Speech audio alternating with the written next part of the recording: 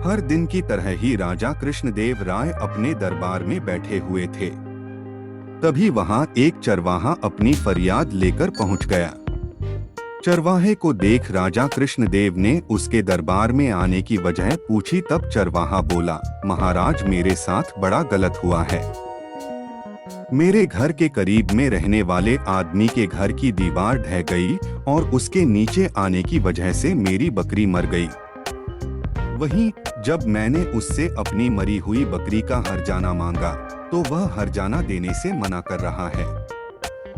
चरवाहे की बात पर महाराज कुछ बोलते उससे पहले ही तेनालीराम अपनी जगह से उठा और बोला, बेशक महाराज दीवार के गिरने के कारण बकरी मारी, लेकिन इसके लिए उस अकेले पड़ोसी को दोषी नहीं माना जा सकता है। राजा के साथ दरबार मौजूद सभी मंत्री और दरबारी भी तेनालीराम की इस बात को सुनकर हैरत में पड़ गए।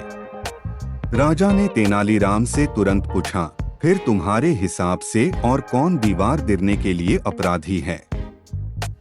इस पर तेनालीराम बोला, वो मुझे नहीं पता, लेकिन यदि आप मुझे थोड़ा समय दें तो मैं इस बात का पता लगाकर सच आपके सामने ले आऊंगा। राजा को तेनालीराम का सुझाव अच्छा लगा।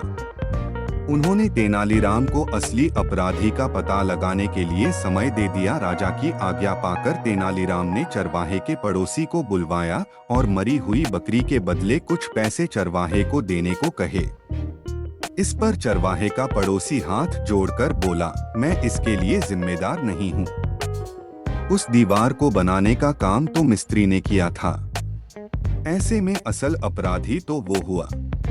तेनालीराम को चरवाहे के पड़ोसी की यह बात सही लगी, इसलिए तेनालीराम ने उस मिस्त्री को बुला लिया जिसने उस दीवार को बनाया था।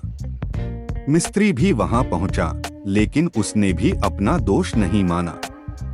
मिस्त्री बोला, मुझे बेकार ही दोषी करार दिया जा रहा है। असल दोषी तो वे मजदूर हैं जिन्होंने मसाले में पानी ज्यादा मिलाकर मसाले को खराब कर दिया, जिससे दीवार मजबूत न बन सकी और गिर गई। मिस्त्री की बात सुनकर मजदूरों को बुलवाने के लिए सैनिकों को भेजा गया। जब वहां पहुंचकर सारा मामला मजदूरों को पता चला तो मजदूर बोले, इसके लिए हम दोषी नहीं बल्कि वह व्यक्ति है जिसने मसाले में ज्यादा पानी डाल दिया था। इसके बाद मसाले में अधिक पानी डालने वाले व्यक्ति को भी राजा के दरबार में पहुंचने का संदेशा भिजवाया गया। पानी मिलाने वाले व्यक्ति ने दरबार में पहुंचते ही कहा, जिस आदमी ने मसाले में पानी डालने के लिए मुझे बर्तन दिया था, असल दोष उसका है। वह बर्तन बहुत बड़ा था, इस कारण पानी का अंदाजा न लग सका और मसाले में पानी अधिक पड़ गया। तेनालीराम के पूछने पर मसाले में पानी अधिक डालने वाले व्यक्ति ने कहा, वह बड़ा बर्तन उसे चरवाहे ने ही दिया था। उसी के कारण मिश्रण में अधिक पानी पड़ गया और दीवार कमजोर बनी। फिर क्या था? तेनालीराम चरवाहे की ओर देखते हुए बोला, इसमें दोष तुम्हारा ही है। तुम्हारे कारण ही बकरी की जान गई। जब बात घूमकर चरवाहे पर आ गई तो वह कुछ बोल न सका और चुपचाप अपने घर की ओर चल दिया। वहीं दरबार में मौजूद सभी दरबारी तेनालीराम की बुद्धिमत्ता और न्याय का गुणगान करने लगे। कहानी से सीख। इस कहानी से हमें यह सीख मिलती है कि अपने साथ हुई अनहोनी के लिए किसी अन्य व्यक्ति को दोषी ठहराना सही नहीं है। ऐसे में चाहिए कि धैर्य रखकर समस्या का समाधान तलाशा जाए।